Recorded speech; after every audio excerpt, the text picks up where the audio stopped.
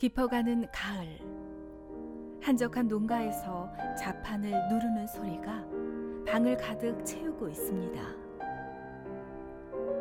세월을 곱게 받아들인 듯 머리에는 하얀 눈을 이고 있지만 언제나 감성 가득한 시를 세상에 내보내는 시인 배인환 씨를 만나봅니다.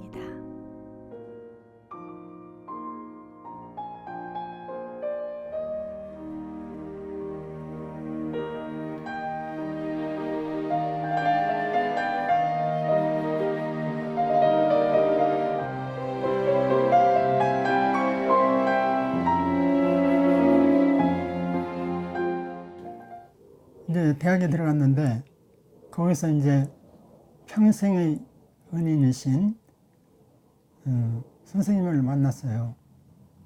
김구용 선생님이라고. 그래서 이제 구용 선생님을 만났는데 구용 선생님이 현대시 강독을 이제 했어요. 그게 바로 이 책인데요. 이 책. 20세기 이제 시집 또는 엔소로지 이렇게 되어 있습니다. 선생님은 주로 이제 프랑스 시를 많이 가르치시더라고요. 그래서 선생님으로부터 이제 그 막스 자코프, 또 이제 미라보 다리로 유명한 아폴리네르, 또 상징주의 완성자라고 할 수 있는 폴 바레리, 장곡도 뭐 이런 분들의 시를 이제 봤는데 특히 폴 바레리의 헤비리 뮤직, 이건 굉장한 작품이거든요. 이런 것을 이제 해설을 해 주셨어요.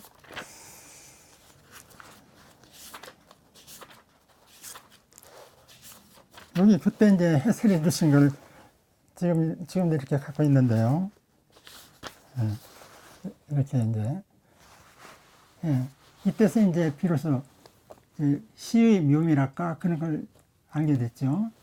그리고 또 선생님께서는 독일의 시인 라이너 마리아 닐케, 이 두인의 비가 또는 오르프에스의 소네트, 이게 장시인데요. 이게 사실 굉장히 어렵습니다. 이게 이제 두인의 비가예요. 여기 이제 연필을 이렇게 그때 적은 것을 지금도 가지고 있는데, 그리고 또 오르페우스의 소네트 같은 거 이런 것들이요. 이런 거 배우고 또 이제 제가 연문가니까 뭐 셰익스피어는 물론 낭만주의 시인들 워즈워즈, 셸리, 키츠 이런 분들의 시를 배우고 또 이제 피천덕 선생님으로부터 이제 그 20세기 최고의 시인이라고 할 수 있는 T.S. 엘리엇, 이분이 그 프루프르의 연가가 아주 이게 참 그 현대 시의 기원이라고 할 수 있는 그런 시입니다. 이 프루프르의 연가가요. 이거 배우고 또 이제 많이 시로 아주 유명한 황무지, 황무지 이런 것을 이제 듣게 됐어요. 그런데 이제 이런 거 듣게 되니까 야, 이 세상에 할 건 문학뿐이었구나 싶어가지고 이제 문학병이 들은 거죠. 늦게 등단하니까 뭐 별 반응이 사실은 없죠. 그런데 이제 차츰차츰 그 대전에 있는 시인들 이제 서로 알게 되고 그렇게 되니까 이제 술이 늘었어요. 술이 뭐 시인들 치고 술 먹는 사람 별로 없으니까요. 그때 또 젊으니까 또 술도 많이들 먹었습니다. 그리고 이제 40 훌쩍 넘어서 늦깎이로 됐으니까 시집이 나와야 되잖아요. 그래서 길잡이라는 시집을 이제 내겠다고 선생님한테 말씀드렸더니, 구영 선생님한테요 말씀드렸더니 내라고 그러더라고요. 이제 그거 내고 출판기념회 때 이제 나온 거죠. 이제 얘기가. 그때 너무 늦게 출발했다. 지금은 뭐 60 넘은 사람도 나오고 70, 80 된 사람도 나오거든요. 근데 그 당시만 해도 40 넘어서 나오면 사실 늦깎이죠. 예. 뭐 작품에 대한 얘기는 별로 없더라고요. 10년 동안, 거의 10년 가까이 이제 습작을 했는데, 재주가 없고, 또, 그 소설가 되려면 경험이 있어야 되거든요, 경험이. 실제로 자기가 몸소 겪은 경험. 물론 간접 경험 가지고도 작품을 쓰지만, 그게 생동감이 없어요. 예. 경험도 부족하지. 선생님, 뭐, 학교만 그냥 뭐, 나왔지. 또 이제 교사 생활을 하지. 하니까 경험을 쌓을 그런 방도도 없고. 또 이제 영문과를 나왔는데요. 이 문장이 자꾸 번역틀이 되는 거예요. 예. 예를 든다면 주어를 자꾸 집어넣고. 또 이제 복수. 꽃이 아름답다 하면 될 텐데, 꽃들이 아름답다 하는 식으로. 그래서 이게 안 되겠다 싶더라고요. 그래서 10년 동안 하다가 포기했죠. 예. 그 구영 선생님한테 찾아가는 것도. 그 이제 매년 봄에, 아니, 매년 방학 때마다 찾아갔거든요. 선생님한테. 오영 선생님한테도 가고, 구영 선생님한테도 가고, 김구영 선생님한테도 가고, 그랬는데, 이제 포기하고 이제 있었어요. 근데 구영 선생님이 대전까지 내려오셨다가, 금산을 오신 거예요. 갑자기 아무 연락도 없이. 예, 오셔가지고 왜 공부 안 하는 식으로 말씀을 하시더라고요. 그래서 이제 그 선생님이 그때 이제 처음 뵐 때는 뭐 심사위원이나 그렇지 않으셨는데 이제 현대시학 저기 책이 저기 있습니다. 현대시학 거기 이제 결국 추천위원이었어요. 그래서 이제 시고 공부를 해봐라 하시더라고요. 그래 이제 그러면 이제 바로 추천될 줄 알았어요. 그랬는데 몇 년이 돼도 안 해주는 거예요. 예. 변재열 시인이라고요. 대전 아시는지 모르겠어요. 대전시협 회장하고 지금 하는 분이 있는데 그분이 저보다 한 7, 8세 연합니다. 근데 시인이 돼가지고 온 거예요. 이 양반이. 예. 그러니까 반갑죠. 그래 얘기를 해보니까 통하는 게 많아요. 예. 그래서 이제 저도 이제 고백을 한 거죠. 시를 썼는데 이제 등단을 못했다 했더니 등단하는 요령을 알려 주더라고요. 좋은 시만 써가지고 보내려면 절대로 안 되니까 지금까지 쓴 시를 되든 안 되든 자꾸 보내라고 그래요. 보내면은 그 추천하는 분들이 그 작품이 좋은 것도 물론 작품이 좋아야 되지만 인간성을 본답니다. 이놈이 끝까지 할란가 할놈인가 그런 것도 보고 여러 가지를 보기 때문에 계속 보내야 된다고 그러더라고요. 그래서 진짜로 계속 보냈어요. 그랬더니 이제 겨우 이제 40이 훨씬 넘어서 늦깎이로 이제 시인이 됐죠. 사실은 뭐 작품 이제 시집이 한 6, 7권 되고요. 산문집이 한 그 정도 돼서 한 15권 정도인데 이거 많이 냈다고 사실은 할 수가 없죠. 왜냐하면 피카소는 5만 점의 그림을 그렸습니다. 예. 예술가 치고는 작업이 부족한 거죠. 예. 그리고 뭐, 그 중국 시인들 중에서 많이 쓰신 분들은 뭐 3,000편 막 이렇게 쓰시더라고요. 근데 뭐, 6, 7권 하야 한 시집에 80편씩 잡아야 얼마나 됩니까? 한 4, 500편이 더 됩니까? 예. 그래서 많이 낸 건 아닌데. 근데 늘 이렇게 글 쓰는 것에 대한 생각은 하고 있습니다. 예. 아래 시인의 눈빛 떼어 시인의 가슴이 되어. 그의 시만큼이나 따뜻하고 아름다운 노랫소리가 황혼의 부부를 더욱 평화롭게 합니다. 함께 만든 추억을 들춰보는 시간. 세상 어느 것도 부러울 것이 없는 그들만의 사랑입니다. 한국 문단에 뭐 참 충격을 줬다는 얘기는 우리 최은기 박사님 그 과찬의 말씀이고요. 글쎄 뭐 그 관심이 있는 분들은 좀 읽는 것 같더라고요. 그 여행을 하면서 보니까 이제 시간도 많이 들고 또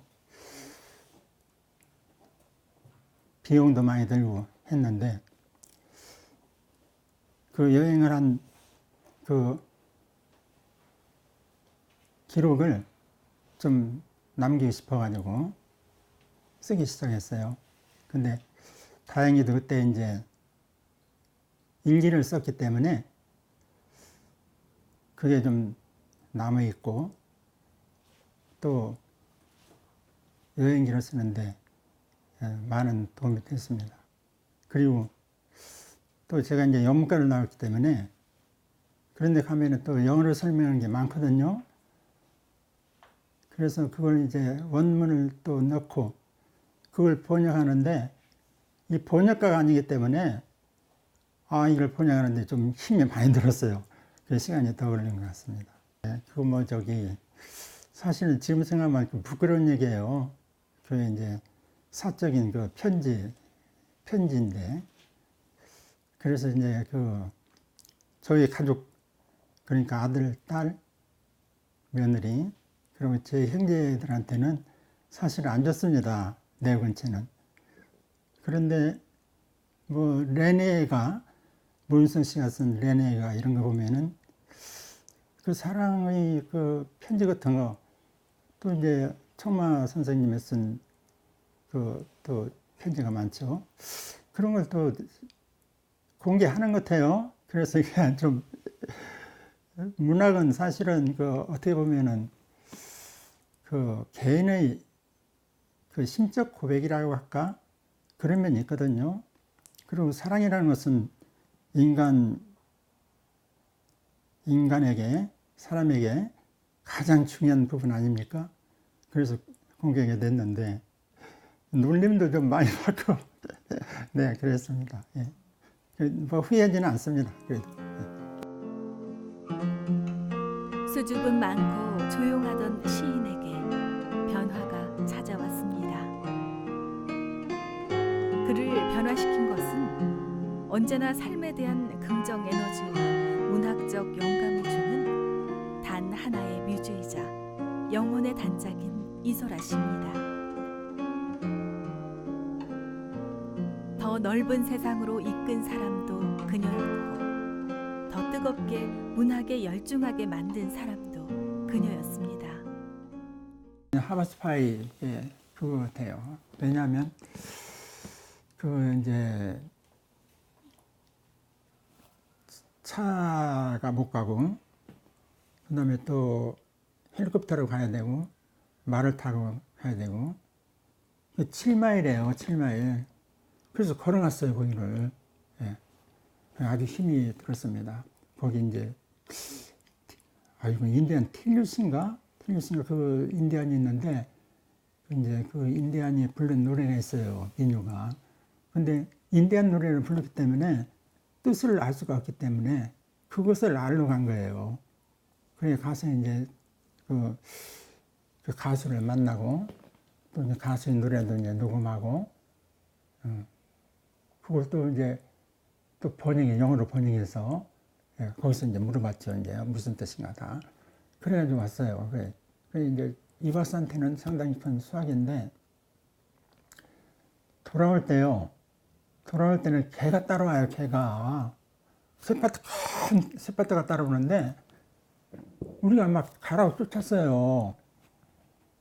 근데 그 골짜기가요. 사실은 처음에는 참 무모하게 이렇게 갔는데 미국은 그런 데는 늑대가 나타나요. 늑대가. 예. 거기를 참 간 거죠. 근데 이 개가 수호신처럼 우리가 쫓아도 따르고 쫓아도 따르고 해서 끝까지 따라왔어요. 예.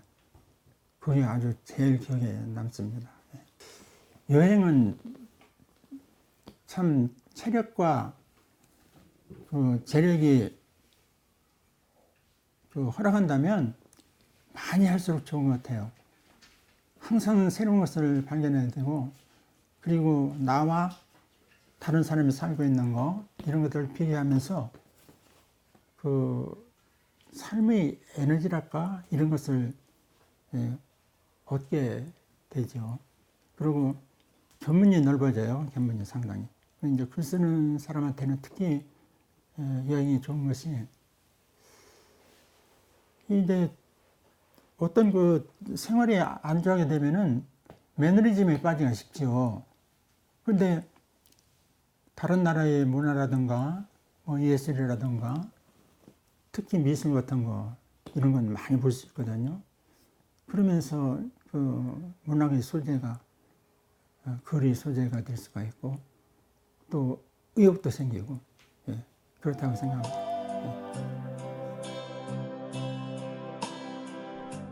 가을을 느끼기에 더없이 좋은 날. 지금까지 같은 길을 걸으며 둘만의 인생을 만들어온 아름다운 두 사람은 언제나 그렇듯 두 손 꼭 잡고 순박한 미소를 보입니다.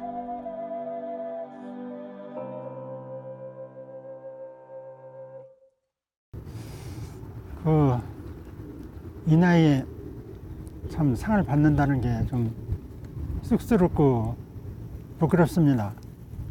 그런데 칭찬은 그 고래도 춤을 춘다는 그 얘기가 있죠. 상 받은 게 좋긴 좋더라고요. 예. 저는 그 시단에 데뷔한 것도 아까 말씀드린 대로 늦깎이로 데뷔를 했습니다. 평생 직업인 교직도 교장된 게 역시 늦깎이거든요. 딱 교장 1년하고 이제 정년퇴직을 했는데 또 이제 참 대전 신인상도 역시 80이 가까운 나이에 수상을 했어요. 그래 저는 이상하게 늦깎이로 이게 되는 그런 팔자를 타고난 것 같습니다. 그래서 앞으로 이제 100살쯤 살게 되면은 더 큰 상을 받지 않을까 해서 기대를 갖고 100살까지 살도록 열심히 노력하겠습니다. 시나 수필 소재는 뭐 여러 군데서 찾죠. 근데 저 같은 경우는 이제 생활 주변에서 그 찾는 게 많고, 그리고 항상 이제 그 명상하는 생활이랄까요? 그게 이제 버릇이 돼가지고 시의 그 씨앗이라고 할까? 이런 것들은 가끔 참 머리에 떠오릅니다. 그 시를 어떻게 쓰느냐에 대한 그 질문에 대해서 여러 가지 뭐 이론이 있겠지만 저는 라이나 마리아 릴케의 그 말테의 숙이라든가 또는 T.S. 엘리엇의 그 전통과 재능 뭐 이런 데서 그 참 기라성 같은 그 선배 비평가들이 한 얘기가 시는 많은 그 경험을 축적해서 나온다고 그렇게 얘기를 하더라고요.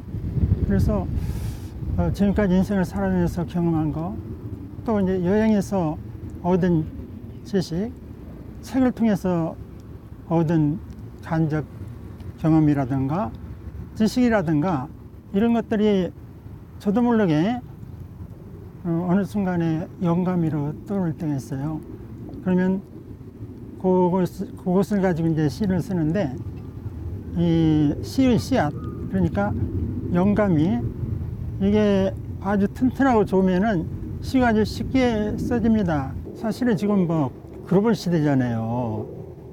근데 영어가 거의 뭐 세계 지식의 80%는 지금 차지하고 있다고 보거든요. 그래서 이왕이니까 영시집을 한 건 내자 해서 그걸 냈는데 그게 상당히 좀 고가를 냈어요. 그리고 이제 우리 이 박사를 만나서 미국 갔을 때 그 동창생들한테 한 50권 정도 가져가서 이렇게 넣어줬습니다. 그리고 이제 미국 사람 목사들한테도 넣어주고 했는데 그래도 좋아하시더라고요. 예. 그리고 이제 워싱턴에 있는 국회 도서관 거기 가서 기증했어요. 그랬더니 다른 책도 좀 보내달라고 그러더라고요. 그래서 아마 거기 국회 도서관에 제 책이 있을 겁니다. 네. 지금 저기 출판사에 넘긴 시집이 있는데 그게 이제 꽃잎이 진다 라는 제목입니다. 그런데 이제 제가 영문과를 나왔기 때문에 지금까지는 거의 그 시에서 의미를 중시했고 또 이제 말하는 시를 썼어요. 근데 불란서 시, 프랑스 시는 이제 노래하는 시라고 하거든요. 이제 노래하는 시라는 것은 그 시의 어떤 의미를 담기보다도 주술적인 거 이런 것을 이제 강조하는 그런 시예요. 그래서 저도 이제 그쪽 일을 좀 시도해 보고 싶어가지고 이제 노래하는 시를 좀 쓰고 싶어서 거기 이제 몇 편 저기 상제 놨고요. 그리고 이제 82일 동안 그 2014년인가요? 그때 이제 유럽 여행을 갔다 왔는데 그 여행기를 지금 교정을 보고 있는 중입니다. 예. 이제 어떤 일을 성취시키려면 머리도 중요하지만 이제 의지, 예. 이게 끈질긴 의지가 필요하더라고요. 그 사업에서 성공하는 분들도 어떻게 보면은 참 끝까지 하여튼 끝장을 보는 이런 사람들이 다 성공하고 그런 것 같은데 육리는 길도 마찬가지 같아요. 이게 포기하지 말고 거기에 소질이 있다고 자기가 생각했으면은 끝까지 밀어붙이고 나가야 된다고 생각하고 또 아까 그 피카소가 5만 점의 뭐 그림을 그렸다고 했는데 노력하지 않고는 이루어지는 게 없어요. 부지런해야 될 것 같아요. 예. 그리고 한 사람이 이제 지금 문인들도 마찬가지고 뭐 배우들도 참 1급 배우들이야 돈이 넘치게 많이 벌지만 또 뭐 참 하루도 못 사는 이런 참 사람들도 있거든요. 그런 것을 극복해 나가려면은 어쩔 수 없이 노력하는 수뿐이 없을 것 같아요. 예. 그럼 많이 생각하고 예. 그래야지 될 것 같습니다.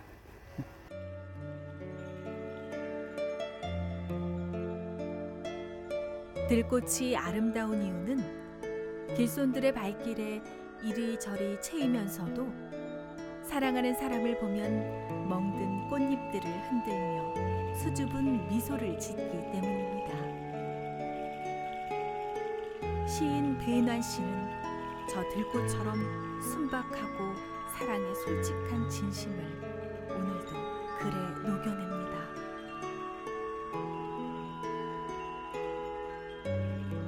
평생 문학을 사랑하고 또 문학에 헌신하며 쉼없이 그 길을 걸어온 시인의 간곡함은 모든 이에게 울림을 주는 작품으로 남아 있습니다.